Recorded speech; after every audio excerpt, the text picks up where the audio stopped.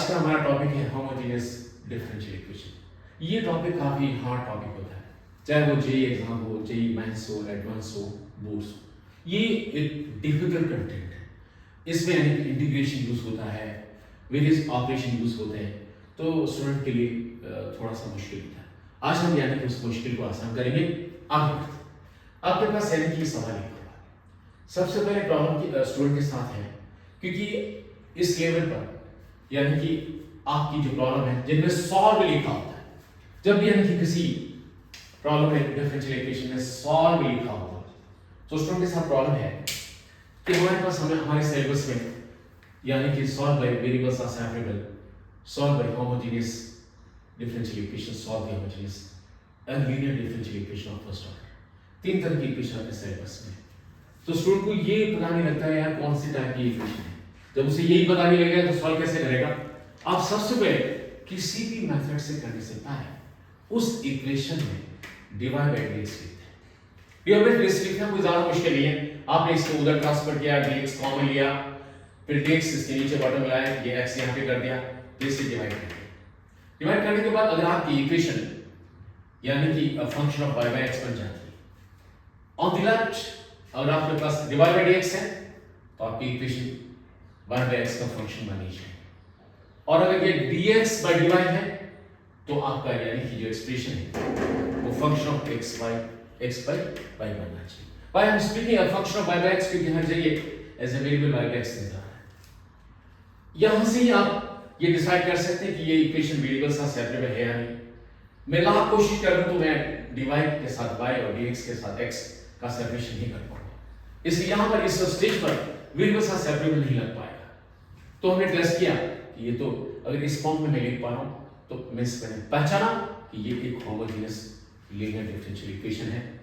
और यहां पर अगर ये होमोजेनियस डिफरेंशियल इक्वेशन है और डिवाइड बाय dx है तो हमेशा यानी y dx पुट किया जाता है। और अगर ये dx by dy होता तो x equal to dy put करते हैं। दो चीजें।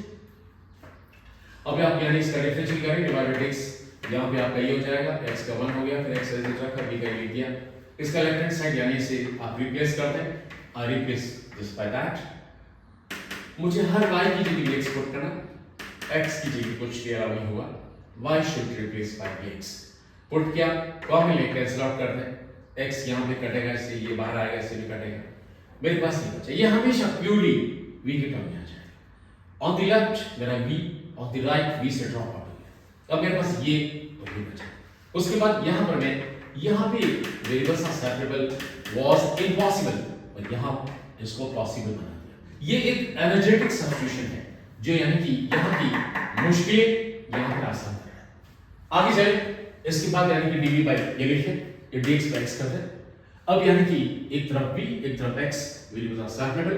ऑन इंटीग्रेटिंग इसका log mod b plus root 1 plus b square, इसका dx बाय x का log mod x हो गया।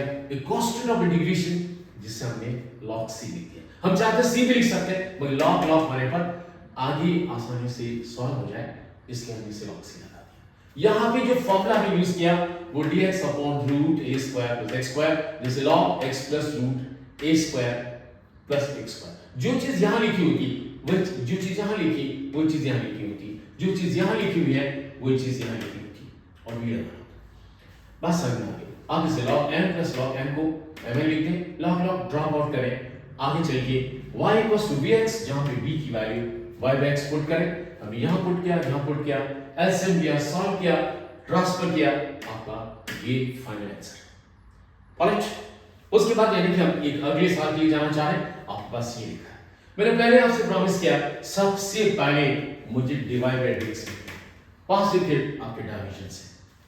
ऐसा करने के लिए यानी कि आपने इक्वेशन को ये लिखा हुआ है और इसमें यानी कि ये पहले यहां पे था, यहां था, इसको उधर ट्रांसफर कर लिया, ट्रांसफर करने के बाद ऐसा लिखा, x से डिवाइड कर लें यहां पे, and definitely we are getting this function as a purely a function of y by x।